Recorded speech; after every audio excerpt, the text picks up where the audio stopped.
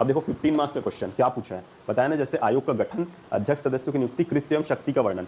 अब यहाँ पे देखो इसमें एकदम स्पष्ट तरीके से जैसे हमने छोटा सा कैसे कर दिया, एक वो बना दिया,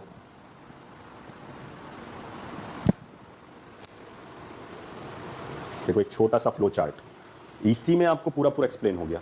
एक अध्यक्ष ऊपर लिख दिया, ठीक, उसकी योग्यता भी यहीं पे छोटा सा बता दिया हमने, ठीक। अब छोटा सा हम क्या दिए, डेफिनेशन वो दे दिए, इंट्रो कि मानवाधिकार अधिनियम 1993 के अनुपालन में राष्ट्रीय मानवाधिकार आयोग का गठन किया गया, जिसका वर्तमान स्वरूप इस प्रकार से है। गठन व संरचना को एक साथ बता दिए इसका, ठीक है। अध्यक्ष है आपका, एक सदस्य ये है, 3 सदस्य ये है, 7 सदस्य यहाँ से हैं। अब जब भी आपको ऐसा देना तो आपको स्ट्रक्चर वे में फॉर्म करने का ट्राई करना, ठीक, जैसे केंद्रीय सूचना आयोग का बोल रहे हैं, ठीक। अब आप ऐसा दे सकते हो छोटा सा, एक मुख्य आयुक्त और 10 अन्य आयुक्त, ठीक। 10 से अनधिक बोलता है ना, तो 10 से अधिक नहीं, 10 से अनधिक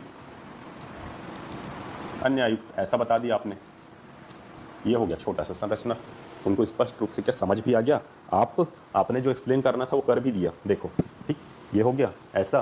15 नंबर का क्वेश्चन है, ठीक। नेक्स्ट पेज चलेंगे, इसमें देखो क्या है, ठीक। यहाँ पे मैंने बता दिया जैसे कि वर्तमान में आयोग की एक 13 सदस्यीय संस्था है, ठीक। उसमें कितने, एक अध्यक्ष और 12 सदस्य हैं, उसका छोटा सा स्ट्रक्चर बना दिया। फिर क्या हुआ, सदस्यों की नियुक्ति, हमको क्वेश्चन में पूछा है ना, उसका गठन बताइए, उसका नियुक्ति बताइए, और क्या बोला है, आयोग के कार्य और शक्तियाँ। अब हमको और नहीं पूछा, हमने पढ़ेंगे पदावधि सेवा शर्त भी है इसमें, त्याग पत्र भी है, सभी चीज़ है, बट हमको क्या, हमारे पास लाइन्स लिमिटेड है, हमारे पास स्पेस लिमिटेड है। अब हमको जो पूछा है हमको वहाँ पर रहना है, सबसे पहले उसको एक अच्छे से एक्सप्लेन करना है। तो आपके ये हेडिंग्स दिखने चाहिए, ठीक है, जैसे भी हो। आपकी गठन संरचना हो गया फर्स्ट हेडिंग, सेकंड हेडिंग बन गया आपका सदस्यों की नियुक्ति, ठीक। सदस्यों की नियुक्ति कैसी होती है, राष्ट्रपति द्वारा एक समिति की सिफारिश पे। अब उस समिति में कौन होता है, फिर से बना दिया हमने, जिसके सदस्य कौन होंगे, प्रधानमंत्री, कैबिनेट मंत्री, लोकसभा अध्यक्ष, राज्यसभा उपसभापति, लोकसभा नेता विपक्ष, राज्यसभा का नेता विपक्ष। हमने पूरा यहाँ पे डिटेल उसका दे दिया, ठीक। छोटा सा एक लाइन में दे दिया, इनका कार्यकाल 3 साल या 70 वर्ष की आयु जो पहले हो वहां तक होता है। अब स्पेसिफिक फिर वापिस आ गए, हमारे को क्वेश्चन में बोला गया है इनकी कार्य और शक्तियों का वर्णन कीजिए।